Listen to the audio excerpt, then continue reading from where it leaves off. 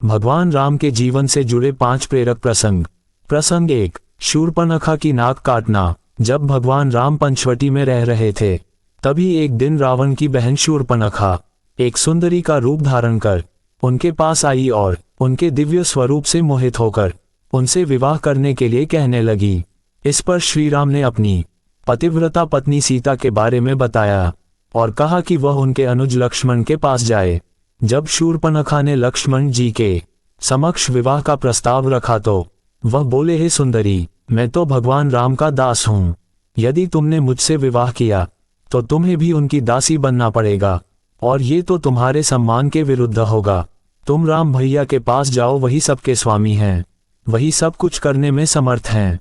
ये सुनकर शूर्पणखा क्रोध से लाल हो गई और राम जी से बोली, शायद तुम्हें मेरी असीम शक्ति का ज्ञान नहीं है, जो तुम मेरे निवेदन को ठुकरा कर मेरा उपहास कर रहे हो।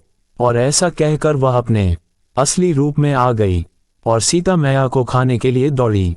ये देख श्री राम ने लक्ष्मण को उसे दंडित करने का संकेत दे दिए और लक्ष्मण जी ने अपनी तलवार से उसके नाक काट दिए। प्रसंग 2, खरदूषण से युद्ध। नाक कान कटने के बाद शूर्पणखा खून से लथपथ अपने भाई खरदूषण के पास दौड़ी गई और खर से बोली, भाई, धिक्कार है तुम्हारे बल और पराक्रम पर। आज तुम्हारे राज्य में साधारण मनुष्यों की हिम्मत इतनी बढ़ गई है कि उन्होंने मेरा ये हाल करने का दुस्साहस कर दिया है। और शूर्पणखा ने अपने साथ घटी घटना बता दी। ये सुनकर खर क्रोधित हो उठा और तत्काल अपने भाई दूषण और 14,000 राक्षसों की सेना लेकर राम लक्ष्मण पर आक्रमण करने के लिए निकल पड़ा। उसकी इस विशाल सेना में एक से बढ़कर एक पराक्रमी व दिव्यास्त्रों से सुसज्जित राक्षस मौजूद थे। उनके आने का कोलाहल सुनकर श्री राम ने लक्ष्मण जी से सीता मैया को किसी सुरक्षित स्थान पर ले जाने को कहा और स्वयं अपना धनुष और अक्षय बाण वाले 2 तरकस बांधकर तैयार हो गए। जल्द ही राक्षस वहां आ पहुंचे और नाना प्रकार के अस्त्रों शस्त्रों से उन पर वार करने लगे। पर श्री राम ने एक एक करके उनके सारे अस्त्र शस्त्र काट डाले और सहस्त्रों बाणों से खरदूषण समेत समस्त राक्षसों का संहार कर दिया।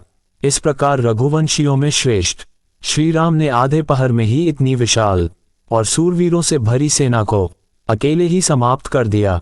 प्रसंग 3, जटायु पर कृपा। जब मारीच की मदद से रावण सीता मैया का हरण कर अपने पुष्पक विमान से उन्हें लंका ले जा रहा था, तब उनकी वेदनापूर्ण पुकार सुन गिद्धराज जटायु उन्हें बचाने के लिए तत्पर हो गया और वायु वेग से रावण की ओर उड़ चला।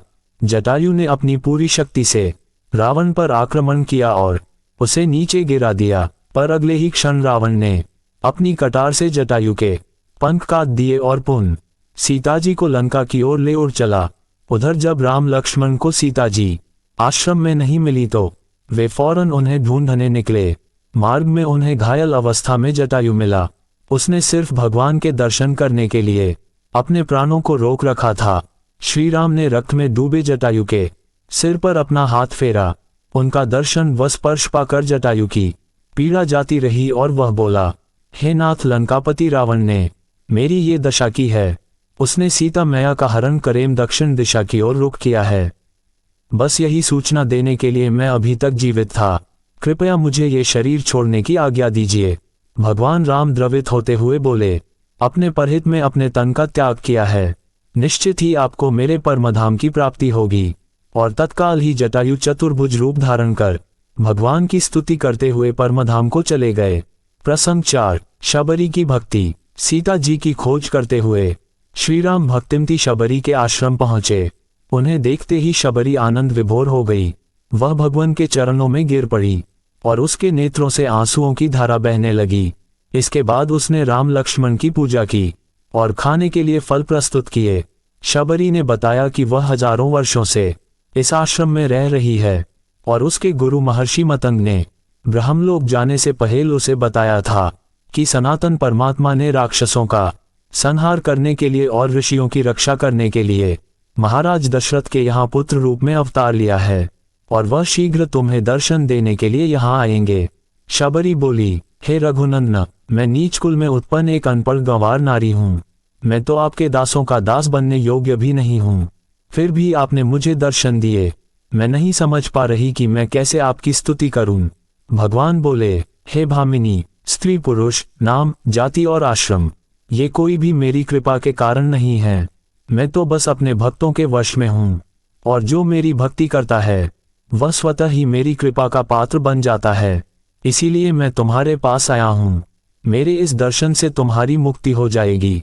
इसके बाद शबरी ने रावण द्वारा सीता हरण के विषय में बताया और वनराज सुग्रीव से मित्रता करने की बात कही, और फिर शबरी ने श्री राम के समक्ष ही खुद को योगाग्नि में भस्म कर परमधाम की प्राप्ति की। प्रसंग 5। बाली वध। बाली सुग्रीव का बड़ा भाई था। वह अत्यंत बलशाली था और उसे आशीर्वाद प्राप्त था कि जो कोई भी उससे लड़ने आएगा उसकी आधी शक्ति क्षीण हो जाएगी और बाली को प्राप्त हो जाएगी। बाली ने सुग्रीव की पत्नी पर कुदृष्टि डाली थी और उस पर अपना आधिपत्य जमा सुग्रीव को राज्य से निकाल दिया था। श्री राम से मित्रता होने और उनका आश्वासन मिलने के बाद सुग्रीव ने पुनः बाली को युद्ध के लिए ललकारा। इस दौरान श्री राम एक वृक्ष के पीछे खड़े हो बाली का वध करने का अवसर खोजने लगे, पर दोनों भाइयों की मुख व काया एक समान होने के कारण वे समझ ना सके कि किस पर तीर छोड़ा जाए, और इस कारण से सुग्रीव को एक बार फिर युद्ध में परास्त हो वापस आना पड़ा। पर कुछ ही देर में वह पुनः फूलों की एक माला पहन बाली को लकारने पहुंचा। इस बार श्री राम ने दोनों भाइयों में आसानी से अंतर कर लिया और बाली पर अपना बाण छोड़ दिया। बाली धराशायी हो गया और तिरस्कार पूर्वक बोला, हे राम, मैंने आपका क्या बिगाड़ा था जो आपने इस तरह मुझे मारा। एक क्षत्रिय होने के नाते आप सामने से युद्ध करते तब आपका यशगान होता। बताइए, इस तरह मुझे मारकर आपको कौन सा पुण्य मिल गया। तब श्री राम ने कहा, मैं धर्म की रक्षा करने के लिए ही इस लोक में धनुष धारण कर विचरण कर रहा हूँ। छोटे भाई की स्त्री, बहन, पुत्रवधू और कन्या, ये चारों सामान ही हैं। जो मूर्ख इनमें से एक के साथ भी रमण करता है, राजा का कर्तव्य है कि वह उसे मृत्युदंड दे।